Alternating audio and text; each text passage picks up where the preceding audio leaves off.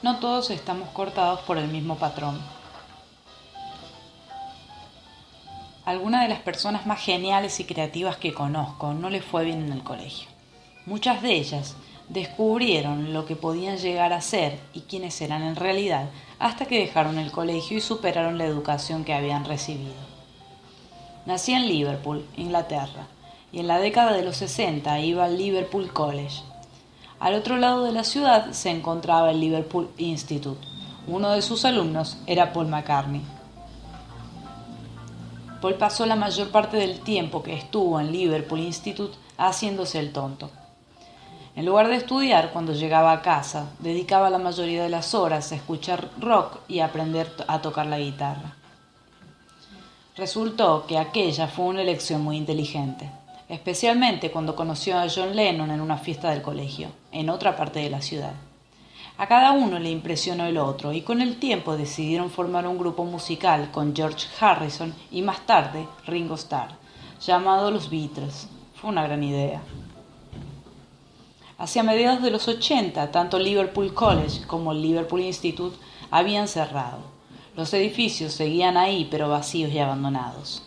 Desde entonces, ambos han vuelto a cobrar vida de maneras muy diferentes. Los promotores inmobiliarios convirtieron mi vieja escuela en apartamentos de lujo. Un gran cambio, ya que el college no tenía nada de lujoso cuando yo estudiaba ahí.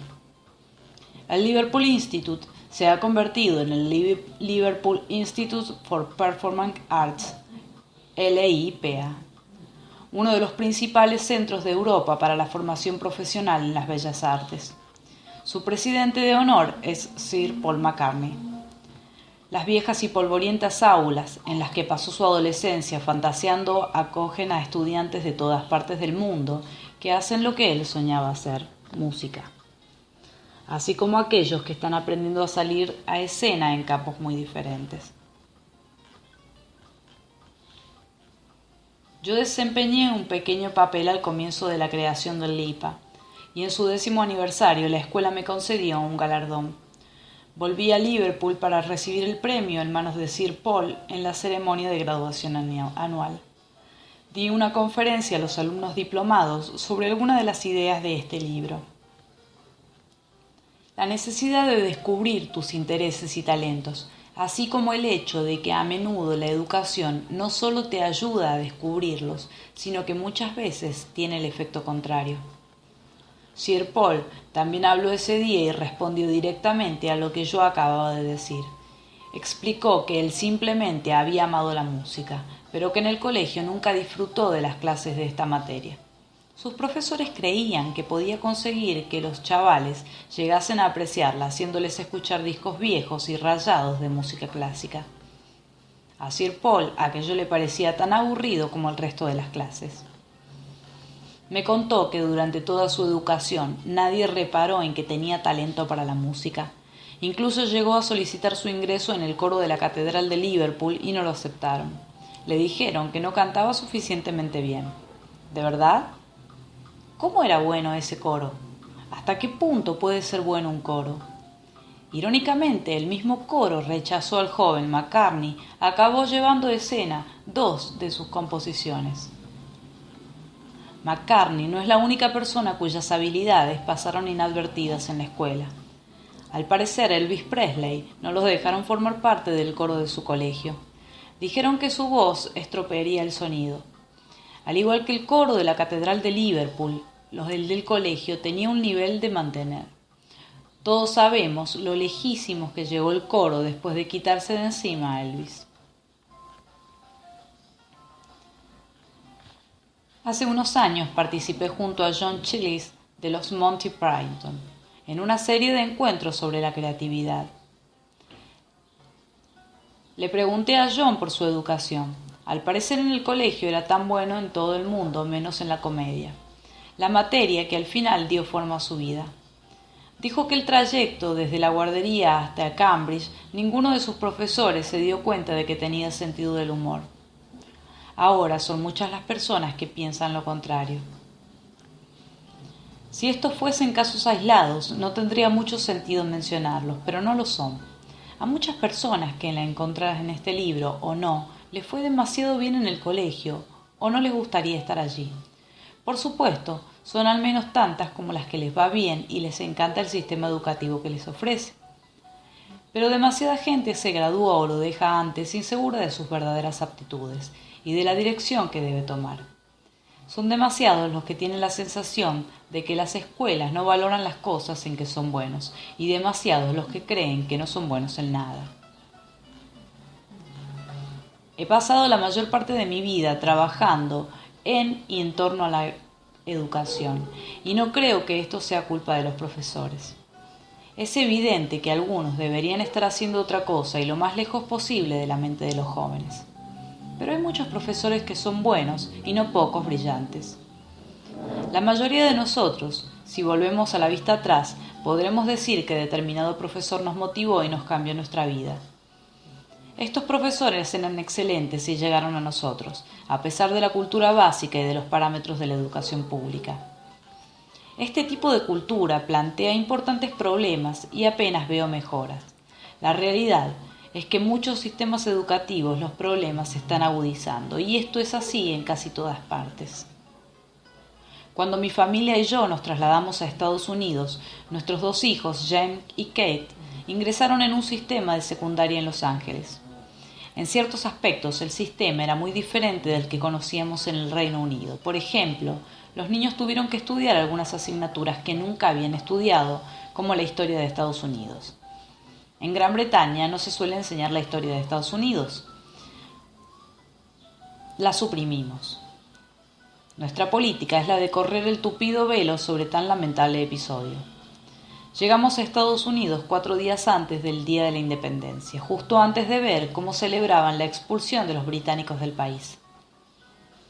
Ahora que ya hace varios años que vivimos en este país y sabemos qué esperar, solemos pasar el Día de la Independencia en casa con las persianas bajas mirando viejas fotografías de la reina. En otro sentido, sin embargo, el sistema educativo estadounidense es muy parecido al del Reino Unido y el de la mayoría de los lugares del mundo. En particular, destacan 3 características. La primera es la obsesión por ciertas habilidades. Sé que las aptitudes académicas son muy importantes, pero los sistemas escolares valoran mucho cierto tipo de análisis y razonamiento crítico, en especial las palabras y los números. Por muy importantes que sean estas aptitudes, la inteligencia humana es mucho más que eso. Abordaré este asunto con detalle en el siguiente capítulo. La segunda característica es la jerarquía de las materias. En lo más alto se encuentran las matemáticas, las ciencias, las lenguas. En el medio, estas humanidades. En la parte inferior se sitúa el arte. Dentro de las artes aparece otra jerarquía, normalmente la música y las artes visuales tienen mayor estatus que el teatro y la danza. De hecho, cada vez son más las escuelas que suprimen las artes de los planes de estudio. Una escuela de secundaria enorme puede tener un solo profesor de artes plásticas y en la escuela de primaria los niños dedican muy poco tiempo a pintar y disfrutar. La tercera característica es la creciente dependencia de determinados tipos de evaluación. En todas partes se somete a los niños a una presión enorme para que cumplan los niveles cada vez más altos de una reducida serie de pruebas estandarizadas. ¿Por qué son así los sistemas escolares? Las razones son culturales e históricas. De nuevo abordaremos este tema con más detalle en un capítulo posterior donde explicaré lo que me parece que tenemos que hacer para transformar la educación.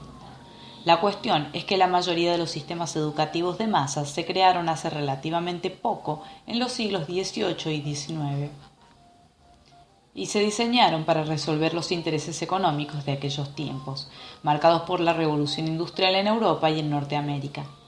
Las competencias matemáticas, ciencias y la lengua eran imprescindibles en las economías industriales. La cultura académica en la universidad, propensa a dejar de lado cualquier tipo de actividad que implique el alma, el cuerpo, los sentidos y buena parte del cerebro. También han ejercido gran influencia en la educación. La consecuencia es que todas las partes de los sistemas escolares nos involucran en una visión muy reduccionista de lo que la inteligencia y la capacidad personal y sobrevaloran determinadas clases de talentos y habilidades. Al hacerlo descuidan otras igual de importancia y desdeñan su importancia para mejorar nuestras vidas en el plano industrial, individual y colectivo. Esta aproximación a la educación estratificada e igual para todos margina a aquellas personas que no están preparadas por naturaleza para aprender en este marco. Muy pocas escuelas del mundo, y aún menos sistemas escolares, enseñan danza a diario como si hacen las matemáticas, como materia primaria de su plan de estudios. Sin embargo, sabemos que muchos estudiamos solo sienten interesados cuando utilizan su cuerpo. Así Gillian Lane me contó que una vez descubrió el baile, le fue mucho mejor para todas las asignaturas. Era una de esas personas que tenían que moverse para pensar. Desgraciadamente, la mayoría de los niños no tienen a nadie que desempeñe el papel del psicólogo que tuvo en la vida de Gillian y más aún en la actualidad. Cuando un niño es demasiado nervioso e inquieto, le recetan algo y le pide que se tranquilice. Además, los sistemas actuales fijan límites estrictos sobre cómo han de enseñar los profesores y cómo tienen que aprender los alumnos. La habilidad pedagógica es muy importante porque también lo es aceptar otros modos de pensar. A las personas que piensan visualmente tal vez les encante determinado tema o asignatura, pero no se darán cuenta de ello si sus profesores solo les presentan de forma no visual. Sin embargo, nuestros sistemas educativos animan cada vez más a los profesores a que enseñen a los estudiantes con un estilo uniforme. Para apreciar las implicaciones de las historias epifánicas contadas aquí, es más, para que busquemos nuestras propias, necesitamos reconsiderar radicalmente nuestro enfoque de la inteligencia.